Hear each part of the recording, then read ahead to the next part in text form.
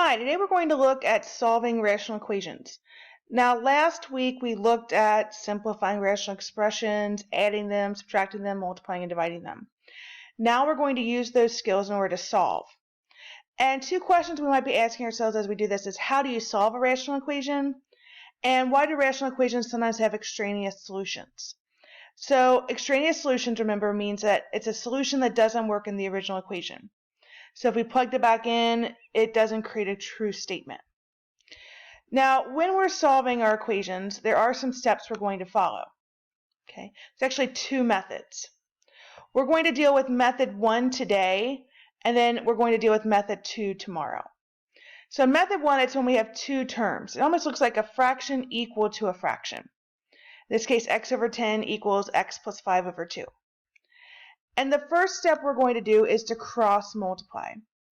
So just like we have those lines there, we're going to cross multiply across. Okay. Second step is to distribute if needed.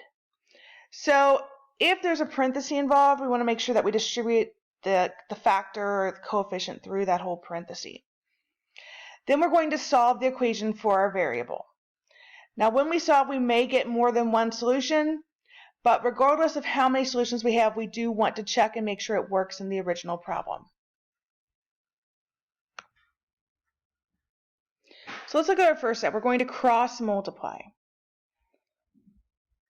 Okay, so we went to x by the 2, so we have 2x equals, then we multiply the 10 by the quantity x plus 5. Okay, so we've done step 1, we've cross multiplied. Step 2 is to distribute if needed, and in this case we do have to distribute because that 10 has to get multiplied by the x as well as by the 5.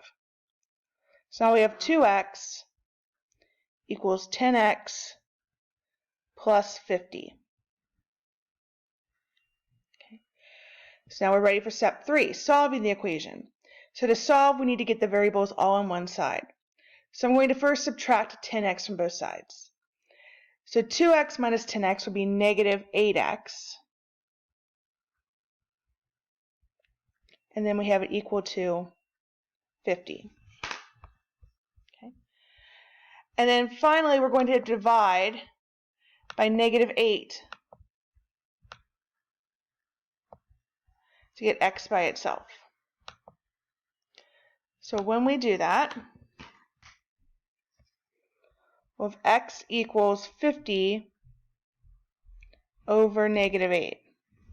Now both 50 and negative 8 are divisible by 2, so I can simplify this to be 25 over negative 4, or negative 25 fourths. So this would be our final answer. Now if we change this into a decimal, it'll be negative 6.25. Okay. Now if we plug this in, okay, negative 6.25 divided by 10, and then if we did negative 6.25 plus 5 divided by 2, they do turn out to be equivalent. They equal each other. So either of these I would accept as a correct answer. Now when you check this on Math Excel, make sure that you read the directions carefully. Sometimes they want it as a fraction, in which case we'd have this. Sometimes they want it as a decimal, in which case we'd have this. So let's try one more of these. We're going to solve this by cross multiplying. Okay, so that's our method 1. So the first thing I'm going to do is cross multiply. So I'm going to have 20 times the quantity x minus 2 equals 5 times the quantity 3x minus 5. Okay. So our next step is step 2, where we have to distribute on both sides on this equation. So we'll have 20 times x, which will be 20x. 20 times negative 2, minus 40. 5 times 3x, so 15x. And 5 times negative 5, so minus 25. We want to simplify and solve it, so we have to get all the variables on one side, all of our constants on the other.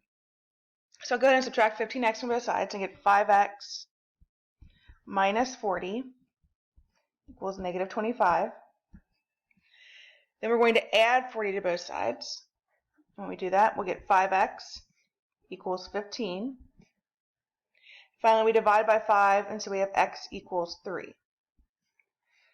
So we then want to test to make sure that that actually works. So I'm going to go back to the original problem, and I'm going to replace those x's with 3.